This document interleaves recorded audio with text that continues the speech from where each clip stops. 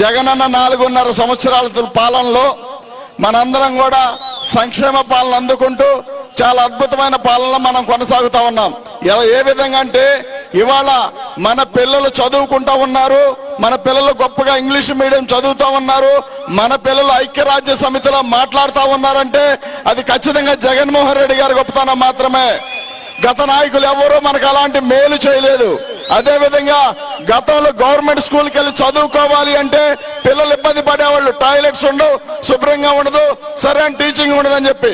కానీ జగన్ అన్న వచ్చిన తర్వాత గవర్నమెంట్ స్కూల్లో కూడా బోర్డులు పెట్టి మా దగ్గర సీట్లు లేవనే పరిస్థితికి వచ్చాయి. గతంలో నారాయణ చైతన్య కాలేజీలకు మాత్రమే పెట్టాలి ఆ బోర్డులు, కానీ గవర్నమెంట్ స్కూళ్ళకు కూడా బోర్డులు పెడతా ఉన్నారంటే అది మొత్తం జగనన్న గొప్పతనం మాత్రమే.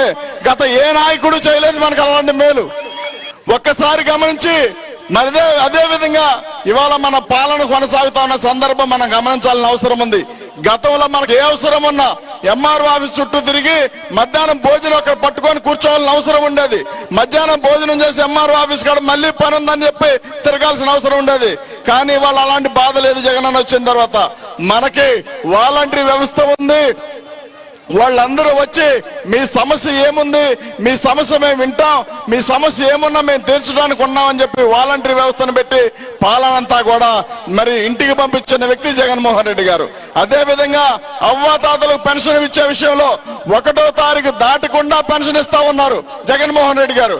అదే విధంగా ఈ నెలతో నెలకు 3,000 రూపాయలు కంప్లీట్ గా 3,000 రూపాయలు చేసిన ఘనత కూడా జగన్ అన్నదే. ఎందుకంటే చాలా మంది పెద్దవాళ్ళు, వయసు మళ్ళీ వాళ్ళు, కొడుకులు వదిలేసిన వాళ్ళు, కూతుళ్ళు వదిలేసిన వాళ్ళందరూ కూడా మాట్లాడే మాట ఏంటంటే, అరే నాయన మీరు చూడకపోయినా నా కొడుకున్నాడు, నాకు నెలకు 3,000 రూపాయలు పంపిస్తా ఉన్నాడు, అది ఇంటికే పంపిస్తా ఉన్నాడు అని చెప్పి జగన్మోహన్ రెడ్డి గారి గురించి చెప్తా ఉన్నారు.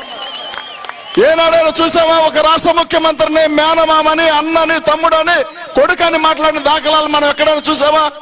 లేదు. కానీ జగనన్న వచ్చిన తర్వాత కుటుంబ పాలన సాగుతా ఉంది. జగన్మోహన్ రెడ్డి గారు వచ్చిన తర్వాతే బాధ్యత గల పాలన సాగుతా ఉంది. అలాంటి తరుణంలో ఒక రైతు బాగున్నాడు, రైతు భరోసా తీసుకున్నారు, రైతు బాగున్నాడు, సమకాలీన వ్యవసాయం చేస్తా ఉన్నాడంటే రైతు భరోసా ఇవ్వడం వల్ల, అది జగన్మోహన్ రెడ్డి గారి వల్లనే. ఇవాళ అమ్మఒడి అనే ఒక పథకం పెట్టి మన పిల్లలు ఇంగ్లీష్ మీడియం చదివిస్తా ఉన్న వ్యక్తి ఎవరు? ఈ రాష్ట్ర ముఖ్యమంత్రి గారు జగన్మోహన్ రెడ్డి గారు కాదా? ఒక్కసారి గమనించండి. ఇన్ని చేస్తా ఉంటే చంద్రబాబు నాయుడు వచ్చి అంటాడు ఈ రాష్ట్రం అప్పుల పాలైపోతా ఉంది, డబ్బులు మంచుతా ఉన్నారు అన్నాడు. కానీ చంద్రబాబు నాయుడు తెలుసుకోవాల్సింది ఏంటంటే, నీకు 14 సంవత్సరాల అవకాశం ఇస్తే ఏనాడైనా ఎవరికైనా పేదవాడి కడుపు నింపావంటే అది లేకపోగా ఇవాళ రాష్ట్రం అప్పుల పాలవుతా ఉందని చెప్పావు.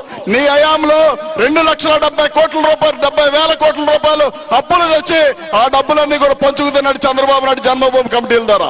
కానీ జగనన్న చేసిన పప్పు కానీ వచ్చిన రూపాయి కానీ ప్రతి ఒక్క పేదవాడి అకౌంట్ లో డబ్బులు ఉన్నాయి, లెక్క చూసుకోవాల్సిన అవసరం ఎంతైనా ఉందో చూసుకోండి. కావాలంటే మీకు దమ్ము ధైర్యం ఉంటే మేమిచ్చిన పథకాలన్నీ కూడా జనాల్లో ఉన్నాయి. చంద్రబాబు నాయుడు ఇచ్చిన పథకాలన్నీ కూడా పేపర్ల మీద, టీవీ యాడ్లో ఉన్నాయి తప్ప ఎక్కడా కూడా ప్రజలకు వచ్చిన దాఖలు లేవు. చంద్రబాబు నాయుడిని గుర్తు చేసుకోవాలంటే ఏం గుర్తు చేసుకోవాలి? 14 సంవత్సరాలు పాలించానని చెప్తాడు. 14 సంవత్సరాలు పాలించి ఏం చేసావా అంటే ఒక పథకం పేరు చెప్పంటే చెప్పలేడు. కానీ ఒక పథకం చెప్పగలం మనమైతే, అదేంటంటే ఎన్నుపాటు పథకం. అది రామారావుని పొడిచిన పథకం కాబట్టి అది రామారావుకి సంబంధించిన పథకం కింద మిగిలిపోయింది. చంద్రబాబు నాయుడు ఎన్నుపోటుదారుడు కాబట్టి ఆ పార్టీ ఆయన్ని కాదు, ఆ పార్టీ ఆయన్ని కాదు, ఆ గుర్తు ఆయన్ని కాదు, ఆ సీఎం సీట్ ఆయన్ని కాదు. చంద్రబాబు నాయుడు బాధ్యత గల వ్యక్తిలాగా పాలించలేకపోతా ఉన్నాడంటే ఎందుకో తెలుసా కారణం? చంద్రబాబు నాయుడు ఏనాడైనా పార్టీ పెట్టి కష్టపడి దాన్ని అధికారంలో తీసుకొచ్చింటే చంద్రబాబు నాయుడు కష్టాలు తెలిసేవి. కానీ ఎక్కడి నుంచో కొట్టుకొచ్చి లాక్కొచ్చిన పార్టీ కాబట్టి ఆ ముఖ్యమంత్రి విలువ చంద్రబాబు నాయుడికి తెలీదు, ఆ పార్టీ విలువ కూడా చంద్రబాబు నాయుడికి తెలీదు. నిన్న కాక మొన్న వ్యూహం సినిమాని తీస్తా ఉంటే దాని గురించి కోర్టులకు వెళ్ళి మన మీద రకరకాల కామెంట్లు చేస్తా ఉన్నాడు. నాకు అనిపించింది ఏంటంటే, ఈ మధ్య కాలంలో అప్పుడెప్పుడో శివ సినిమా తీశాడు, వర్మ గారు తీశాడు కదా, తీస్తే అప్పుడు సైకిల్ చైన్ తెంచాడు. మరి ఆయన ఎందుకు తెంచాడో నాకు తెలియదు. కానీ ఇవాళ జగన్మోహన్ రెడ్డి గారు 2019 నుంచి 24 కల్లా పూర్తిగా చంద్రబాబు నాయుడు సైకిల్ చైన్ తెంచి పక్కన పడేశాడు. ఆ రోజున రామ్ గోపాల్ వర్మ సైకిల్ చైన్ తెంచితే ఇవాళ జగన్మోహన్ రెడ్డి గారు సైకిల్ చైన్ తో పాటు పెడల్స్, బెల్లు మొత్తం పీకేశాడు. అలాంటి వ్యక్తి జగన్మోహన్ రెడ్డి గారు. అలాంటి వ్యక్తి గురించి ఈ చంద్రబాబు నాయుడు మాట్లాడుతూ ఉంటాడు. జగన్మోహన్ రెడ్డి గారిని అంట పారదోలుతారంట, పంపించేస్తారంట, ఒకడు అండమాన్ అడవులు పంపిస్తానంటాడు, ఒకడు భయపెడతానంటాడు, రకరకాల మాటలు మాట్లాడుతూ ఉంటాడు. ఒక్క మాట చెప్పండి, జగన్మోహన్ రెడ్డి గారిని రాష్ట్రం మొత్తం మీద భయపెట్టే మగాడు పుట్టాడా? పుడతాడా? పుట్టడు. అలాంటి వాడిని లోకేష్ అంటాడు జగన్మోహన్ రెడ్డి గారికి భయం పరిచయం చేస్తాడంట.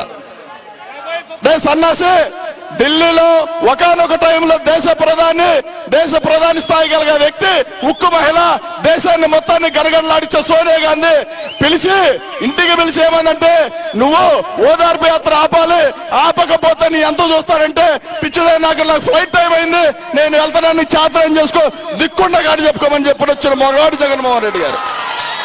అలాంటి అంటే భయపడతారండి ముండ్లందరూ కలిసి. ఎక్కడైనా సాధ్యమేనా? ఈ మధ్య కాలంలో తెలంగాణలో మన బిడ్డ పోటీ చేసింది, పేద బిడ్డ పోటీ చేసింది కదా, చేసిందా లేదా? చేస్తే ఆ అమ్మాయికి వచ్చి నన్ను ఓట్లు కూడా రాలి పవన్ కళ్యాణ్కి, ఆ పిల్లకి వచ్చి నన్ను ఓట్లు రాలి పవన్ కళ్యాణ్కి.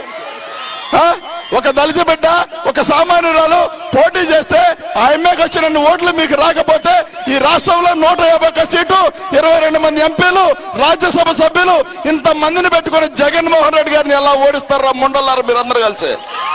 మీకు చేతన పడేది, మీకు చేతన అవుతుంది.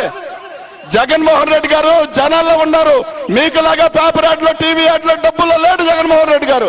జగన్మోహన్ రెడ్డి గారు జనాల్లో ఉన్నారు కాబట్టి ప్రతి మహిళకి అన్నగా, తమ్ముడుగా, మరి దగ్గరుండి వాళ్ళ ప్రేమాపేదలు పొందుతూ వాళ్ళకి మేలు చేస్తా ఉన్నాడు జగన్మోహన్ రెడ్డి గారు.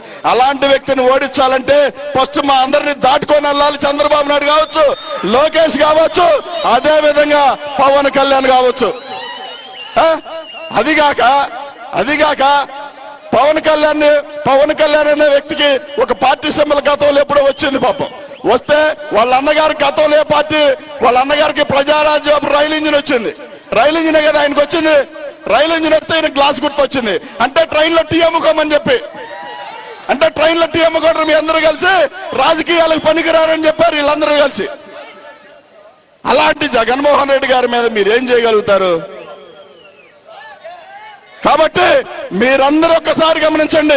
ఇవాళ మనం చదువుకుంటా ఉన్నాం, మన పిల్లలు చదువుకుంటా ఉన్నారు, ఇంత ఉన్నత పదవుల్లో మనం ఉన్నామంటే జగన్మోహన్ రెడ్డి గారి కారణం. మన అవ్వాతాతలు బాగున్నారంటే జగన్మోహన్ రెడ్డి గారి కారణం. మన రైతులు బాగున్నారంటే జగన్మోహన్ రెడ్డి గారి కారణం. విద్య, వైద్య రంగాలలో ఇవాళ రాష్ట్రం దూచుకుపోతా ఉందంటే ఖచ్చితంగా జగన్మోహన్ రెడ్డి గారి కారణమే. ఇవాళ 50% రిజర్వేషన్ మహిళలకు ఇచ్చారంటే జగన్మోహన్ రెడ్డి గారే కారణం.